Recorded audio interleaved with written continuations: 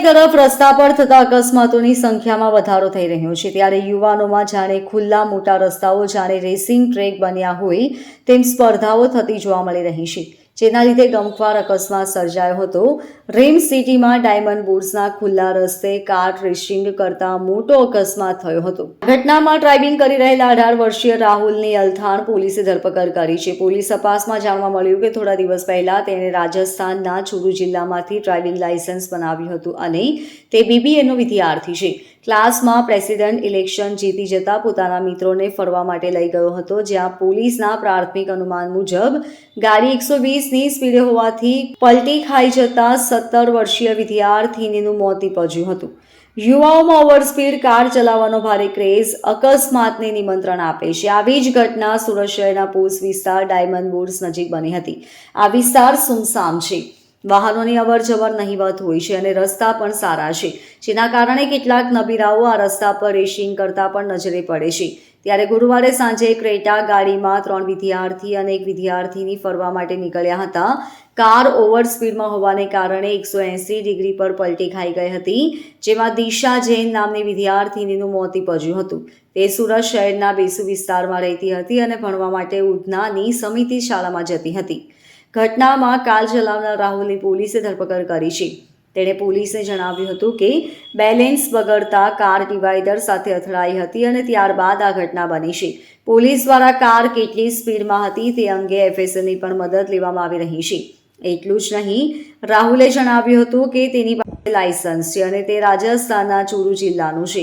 આ કારણે હવે પોલીસ લાયસન્સ ઓરિજિનલ છે કે નહીં અને ક્યારે આપવામાં આવ્યું હતું તે અંગેની પણ તપાસ કરશે। હાલ આ સમગ્ર મામલે ડીસીપી વિજયસિંહ ગુર્જરે જણાવ્યું હતું કે રાહુલ અને તેના 2 અન્ય મિત્રો અલથાણના એપાર્ટમેન્ટમાં રહે છે અને તેમાંથી એક દિશાનો મિત્ર શાહિદ હતો। તે દિવસે રાહુલ પોતાના ક્લાસમાં પ્રેસિડેન્ટની ચૂંટણી જીતી ગયો હતો। રાહુલ BBAનો વિદ્યાર્થી છે। કોલેજમાં ક્લાસમાં પ્રેસિડેન્ટ બનનાર વિદ્યાર્થી પછી કોલેજના પ્રેસિડેન્ટ માટે ચૂંટણી લડે છે। આ સંદર્ભે તેઓ પાર્ટી કરવા માંગતા હતા, જેથી ચારેય એકત્ર થયા હતા। પહેલા તેઓ ડુમસ ગયા અને ત્યારબાદ ડાયમંડ બુર્સ તરફ આવ્યા, જ્યાં આ ઘટના ઘટી હતી। પોલીસના પ્રાથમિક અનુમાન મુજબ કાર 120ની સ્પીડે હતી। મારું નામ સાહિલ શાહ છે। મારી કઝિન બેનનું નિધન થયું છે, અકસ્માત નિધન થયું છે એક્સિડન્ટથી। અને હું તમને બધાને એ જ વિનંતી કહું છું, છોકરા છોકરી જેને પણ લાયસન્સ તમે આપો, ગવર્મેન્ટ લાયસન્સ આપો તો બહુ નિયમ ચોકસાઈ સમજી વિચારીને તમે લાયસન્સ આપો અને એ લોકોને જાણ કરો, એમને સમજ પાડો કે તમે ઓવર સ્પીડ ગાડી ના ચલાવો અને જગ્યા જગ્યાએ માર્કિંગ કરો કે 80ની સ્પીડ, 60ની સ્પીડ, મોટા અક્ષર લખો, સ્પીડ લિમિટ આવી। હું આ જ મેસેજ આવું સમાજને આપવા માંગુ છું અને અમારી બેન ખોઈવી છે।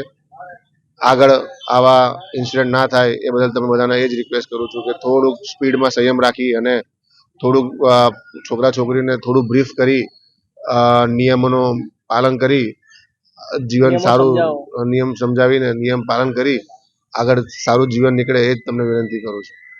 મારી કઝિન બેનનું નામ હતું દિશા शाह, उम्र 17 वर्ष है। ये सूरत में सूरत डायमंड बुर्स है, उसके पीछे जो नए रोड डेवलप हो रहे हैं उसमें 4 स्कूल के बच्चे थे, अलग अलग स्कूल के हैं चारों। वो एक क्रेटा गाड़ी लेके वहाँ पे आए और वो गाड़ी बैलेंस बिगड़ने की वजह से वहाँ पे पलट गई और एक बच्ची है दिशा जैन करके, ये स्मृति स्कूल उधना में पढ़ती है, 17 साल की बच्ची है। इसकी on the spot he death हो गई और साथ में 3 बच्चे और थे। एक 18 साल का है राहुल चौधरी नाम है, ये भगवान महावीर कॉलेज में पढ़ता है और ये गाड़ी ड्राइव कर रहा था उस टाइम पे। साथ में 2 और बच्चे थे, एक 17 साल का है जो दिल्ली पब्लिक स्कूल में पढ़ रहा है, एक 16 साल का है जो अग्रवाल विद्या विहार में पढ़ रहा है। ऐसे 4 बच्चे थे। वो बच्चे की ऑन द स्पॉट डेथ हो गई। बाकी लोगों को माइनर इंजरीज हैं, ज़्यादा गंभीर इंजरी नहीं है। तो इनका अलग अलग हॉस्पिटल में इनके परिजन और दोस्त इनको लेके गए, तो अभी सब जगह पर पुलिस की टीम भेज के उनका स्टेटमेंट लिया जा रहा है और हमने FSL को, RTO इंस्पेक्टर इन सबको बुलाया है। तो सुबह एक बार यहाँ घटना स्थल का प्रॉपर तरीके से यहाँ के डाटा लेकर के स्किड मार्क्स वगैरह देख के एनालिसिस करेंगे कि किस तरह से ये बनाव बना होगा। सब गाड़ी ने एक साइड से गाड़ी ने डिवाइडर जंप करके गाड़ी दूसरी साइड में गई, दूसरी साइड में पलटी है। तो संभव है कि उनका स्पीड ज़्यादा होगा या फिर उनका बैलेंस बिगड़ा होगा।